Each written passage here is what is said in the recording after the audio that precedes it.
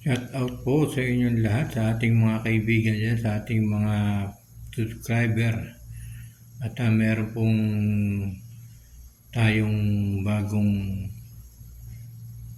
balita, update yan para kay Losamat at siyempre sa kanyang nanay. At ito nga po ay nagsalita na po yung kanyang nanay tungkol sa nangyari sa kanyang anak na nandito sa Riyadh, Saudi Arabia.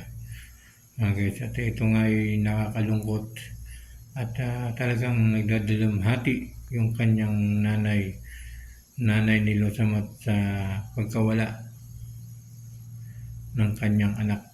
At alam ko po ay hanggang dito po ay nandito pa rin po sa Riyadh, Saudi Arabia si Losamat at nasa pagkakalam ko ay nasa morgue pa at hindi pa nasikaso yung kanyang mga labi. Yan. Pagkat nakakalungkot talaga mga guys yung mga pangyayari kung hindi po dahil sa ibang tao. Yan, lalo na sa ating kapwa Pilipino, kapwa vlogger niya ay hindi po matusobrahan yung pagkakaroon ng depression ng isang tao, lalong-lalo na po si Losamat. Kaya hindi po natin maalis sa nanay ni Losamat na magkaroon ng pagdaramdam. Yan, pagdaramdam kay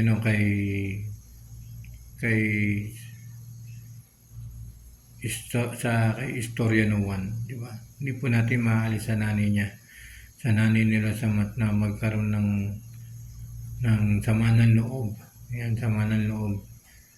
Sapagkat isa rin pong gumawa ng content si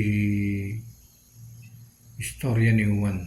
Kaya hindi po natin maalis sa nanay ni Losamat na magdamdam sapagkat masakit din po yung mawalan ng isang anak. Yan, masakit din po mawalan ng isang anak, lalo na kung ito po ay tumutulong sa kanyang mga kapatid, sa kanyang nanay. Diba? Kaya huwag po natin sisihin yung kanyang nanay ni Losamat sapagkat natural lamang po yan na magdamdam, makapagsalita ng hindi magugustuhan ng isang tao, di ba? Sapagkat ang nanay, siya yung unang-unang masasaktan, siya yung unang-unang malulungkot sa mga nangyari. Kaya kung papanood po ninyo yung video ni nanay ay talagang nananawagan siya sa mga kaibigan ni Losamat na matulungan at siyempre may uwi ng mapaaga at maasikaso yung bangkay ni Losamat. Kasi pagkakalam po mga guys, dinala po si Losamat sa isang ospital kung saan ay doon din kami nag-work sa pinagdalaan ng ospital. Hindi ko na po sasabihin yung ospital, siguro ay alam na naman nila. Alam naman ng mga Pilipino, yung mga OFW kung saan ospital yun. Kasi alam niyo na mga guys, ang pinagdalaan sa kanya ay private hospital. Kaya sana po ay maraming makatulong at sa mga nandiyan po sa Pilipinas, lalong-lalo na po sa OWA diyan sa Pilipinas, ay matulungan at mapabilis yung pag-uwi ng bangkay ni Losamat. At sana ay maging aral po ito sa lahat ng mga OFW, yan, sa mga vlogger, mga content creator, na huwag po tayong padalos-dalos, di ba?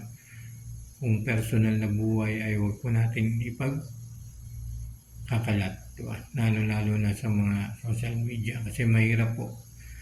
Mahirap po ang maging ang isang ina na nagdadamdam, nagdadalamhati sa pagkamatay ng kanyang anak na si Losamat. Lalo-lalo na po si Losamat.